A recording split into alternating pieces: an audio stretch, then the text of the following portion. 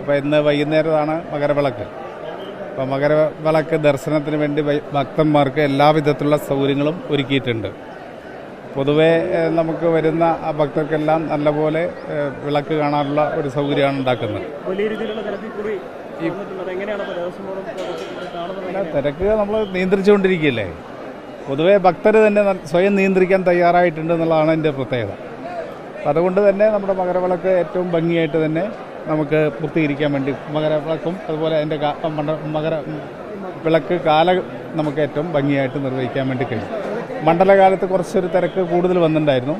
അത് നിയന്ത്രിക്കാൻ വേണ്ടിയുള്ള നടപടികൾ സ്വീകരിച്ചതിൻ്റെ ഫലമായിട്ട് വലിയ രീതിയിലുള്ള മാറ്റം ഇപ്പോൾ ദൃശ്യമാണ്. കുറേ കൂടി സൗകര്യങ്ങൾ ഒരുക്കാൻ വേണ്ടി നമുക്ക് കഴിഞ്ഞിട്ടുണ്ട്.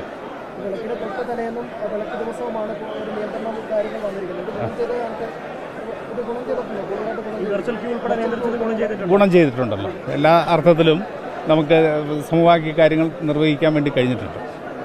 ഇനി എന്തെങ്കിലും പോരായ്മകളുണ്ടെങ്കിൽ അതും കൂടി പരിഹരിക്കാൻ വേണ്ടിയുള്ള ഇടപെടലാണ് ഇപ്പോൾ നടത്തിക്കൊണ്ടിരിക്കുന്നത്.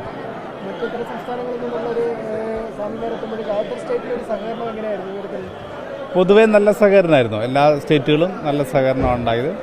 അവരെ നിസ്സഹകരിക്കാൻ വേണ്ടിയുള്ള ഇടപെടലൊക്കെ നടത്തിയെങ്കിലും അത് നല്ലപോലെ തിരിച്ചറിഞ്ഞുകൊണ്ട് ഭക്തർ തന്നെ പ്രതികരിക്കുന്ന സ്ഥിതിയുണ്ട്.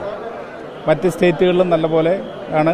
പിന്നീട് ആദ്യഘട്ടത്തിലുണ്ടായ ഒരു ആശങ്കയുണ്ടല്ലോ, ആ ആശങ്ക വെറുതെ ഉണ്ടാക്കിയതാണ് എന്ന് അവരും തിരിച്ചറിഞ്ഞു.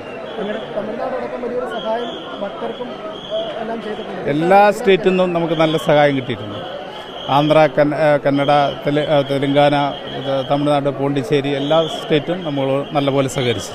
നിങ്ങളുടെ പ്രസംഗത്തിൽ ഒരു ഭാഗം കേട്ടോ, അതായത് തീർത്ഥാടനമില്ലാത്ത പലരും വരുന്നുണ്ട്, മുതലെടുപ്പിന് ശ്രമിച്ചു, അങ്ങനെ ആ ഒരു വിലയിരുത്തലുണ്ടോ ഇപ്പോഴും ദേവസ്വം ബോർഡിന്? പിന്നെ പറയാം.